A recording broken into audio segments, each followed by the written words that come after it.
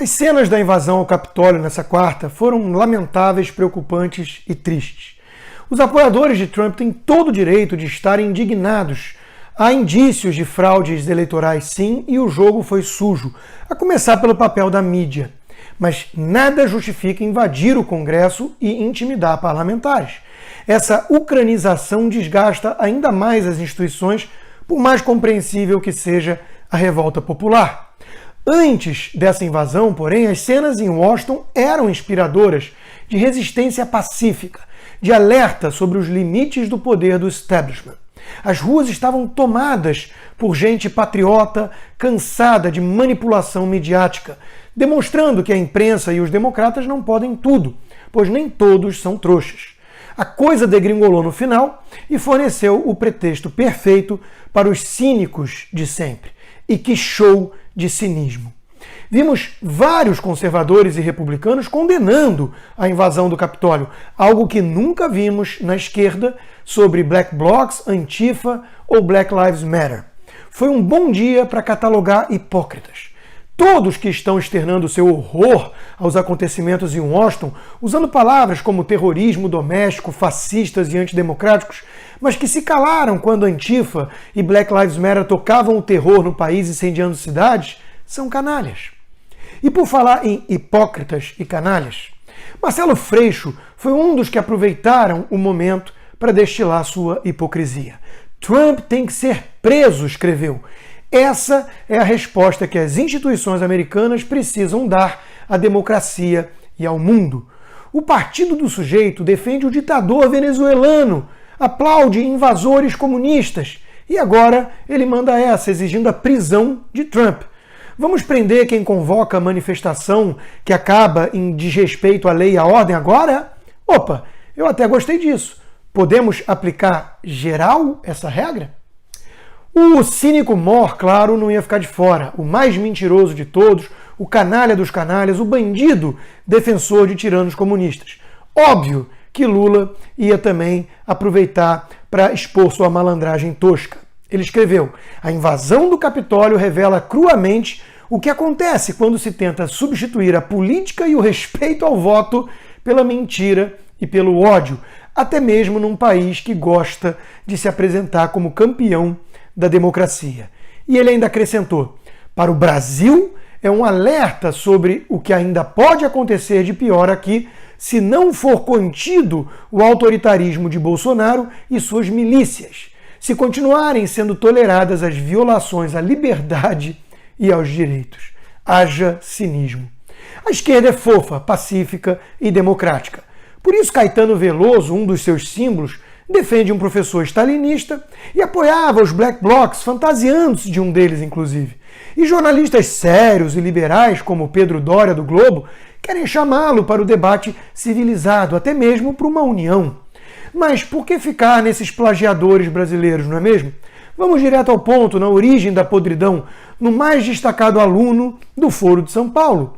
A ditadura venezuelana divulgou um comunicado alegando preocupação com a situação americana. O jornalista Leonardo Coutinho, da Gazeta, que vem esmiuçando os podres venezuelanos, desabafou: os absurdos de hoje servem de pretexto para o chanceler de um cartel de drogas brincar de democrata. Tiempos brutos. Flávio Gordon ironizou também: os democratas do mundo estão se unindo em defesa da democracia americana. Aguardemos ainda a declaração de Xi Jinping. É lindo. E a mídia dando destaque a esse comunicado venezuelano como se fosse algo sério. Mas, além da extrema esquerda latino-americana, os democratas e até ministros do STF também tiraram casquinha da situação. Estavam todos assanhados, querendo usar o caso para avançar algumas casas extras no controle social no nosso país. Rodrigo Maia escreveu: a invasão do Congresso norte-americano por extremistas representa um ato de desespero de uma corrente antidemocrática que perdeu as eleições. Fica cada vez mais claro que o único caminho é a democracia com diálogo e respeitando a Constituição. Belas palavras, mas Rodrigo Maia é um estadista, né? Defensor do diálogo, da democracia, e por isso está horrorizado com os apoiadores de Trump. E por isso também está fechado com o PT, na disputa do comando da Câmara, né? O PT, que defende Maduro, a sua ditadura opressora na Venezuela e por aí vai. Tem mais. O intelectual Christian Lynch escreveu: depois dos acontecimentos de hoje, há uma chance de que o sistema político americano deixe de lado a leniência e passe a reprimir o fascismo trumpista. Isso nos interessa porque o destino que couber a Trump afetará o modo por que a política brasileira encara o bolsonarismo. Foi compartilhado pelo mesmo Pedro Doria, jornalista do Globo. O ministro Barroso comentou: no triste episódio dos Estados Unidos, apoiadores do fascismo mostraram sua verdadeira face antidemocrática e truculenta. Pessoas de bem, independentemente da ideologia, não apoiam a barbárie. Espero que a sociedade e as instituições americanas reajam com vigor a essa ameaça à democracia. O seu colega Gilmar Mendes escreveu: a invasão do Capitólio norte-americano revela as graves consequências do sectarismo político odioso. O episódio reforça a importância de uma justiça eleitoral ativa. Notícias falsas e milícias digitais não apenas corroem a democracia, elas colocam em risco a vida humana. Os exemplos abundam, todos chocados com o ocorrido e concluindo que é preciso apertar o cerco contra fascistas, sendo que nenhum deles demonstrava qualquer preocupação com terroristas da Antifa e marxistas revolucionários do Black Lives Matter, espalhando caos e terror pelo país. São democratas de ocasião, com claro viés, com duplo padrão e seletividade. Condenam invasões violentas desde que associadas à direita. A esquerda pode tudo, tem salvo-conduto, pois é do bem, luta contra o fascismo. Foi Barroso quem disse que antifascista no nome significa antifascista na ação, o que é uma piada de mau gosto. João Amoedo, do Partido Novo, para não perder também o bonde da lacração, aproveitou para denunciar o suposto método trumpista numa clara associação ao bolsonarismo. Enfraquecer as instituições, desacreditar o processo eleitoral e incentivar o nós contra eles, elementos da estratégia que resultou no ato lamentável de hoje nos Estados Unidos e que presenciamos diariamente no Brasil. Um alerta para aqueles que ainda se mantêm passivos. O problema é que ele está descrevendo exatamente o que a esquerda democrata vem fazendo faz tempo e que piorou muito com Obama.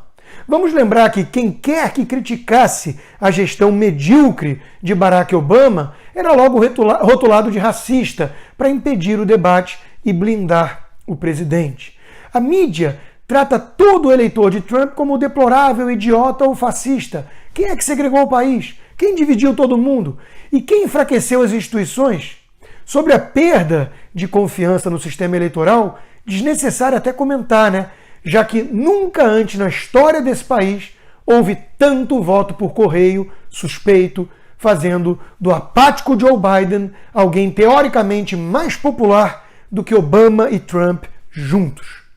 Enquanto Trump condenava os atos violentos e pedia paz, o Twitter achou adequado censurar o presidente dos Estados Unidos. Não é uma plataforma neutra, é um veículo de comunicação, um publisher que filtra conteúdo de acordo com a sua visão ideológica de mundo. O presidente dos Estados Unidos só pode postar aquilo que os censores do Twitter considerarem adequado.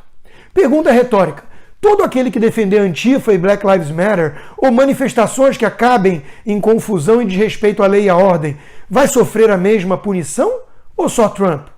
Não obstante, vimos jornalistas aplaudindo, como a respeitada Miriam Leitão do Globo. Trump de castigo no Twitter por 12 horas e se não voltar pianinho, vai ser banido, comemorou. Esses progressistas se acham detentores da razão, falam em nome da ciência, enxergam em seus oponentes e adversários um bando de bárbaros e fascistas. Diante desse quadro, o que é uma censurazinha básica, não é mesmo? Eis o real perigo. A esquerda, convencida de que luta para impedir um fascismo real, não se importa de lançar mão dos métodos fascistas nessa batalha. E com isso enfraquece as instituições democráticas e asfixia as liberdades. Quem está feliz hoje é todo inimigo da América e o que ela simboliza para o mundo. E a mídia é cúmplice com o seu duplo padrão. Fala em antidemocráticos agora, mas se calou diante das antifas, do Black Lives Matter, incendiando o país. E fingiu que a eleição foi absolutamente normal, desqualificando quem ousasse desconfiar ou questionar se algo claramente suspeito aconteceu. Quem planta vento colhe tempestade. Quem não acha normal ou aceitável tacar fogo em cidades, pregar o fim da polícia, ou então dezenas de milhões de votos suspeitos por correios, com a mídia tratando isso como trivial, e também a invasão ao Capitólio, precisa se unir para salvar a América dos radicais e dos seus cúmplices isentões. Sim, pois houve uma vítima fatal nessa invasão e a imprensa está ignorando, tratando-a como uma terrorista. Leandro Ruschel resumiu bem. O erro de Ashli Babbitt, veterana da Força Armada morta na invasão do Capitólio ontem, foi acreditar que tinha os mesmos direitos dos antifas e Black Lives Matter. Se fosse uma esquerdista, estaria sendo tratada como heroína e vítima. Como não é, virou terrorista. O discurso do senador republicano Mitch McConnell após a volta dos trabalhos no Capitólio foi uma defesa sensata das instituições, apesar do que fez a oposição com o apoio da mídia. A hipocrisia da esquerda é sim asquerosa, mas se a direita virar o mesmo monstro, acabou, nós já perdemos. Que venha agora, portanto, a vigilância, mas sem dar qualquer moleza para esses hipócritas da imprensa e esses isentões cúmplices da política.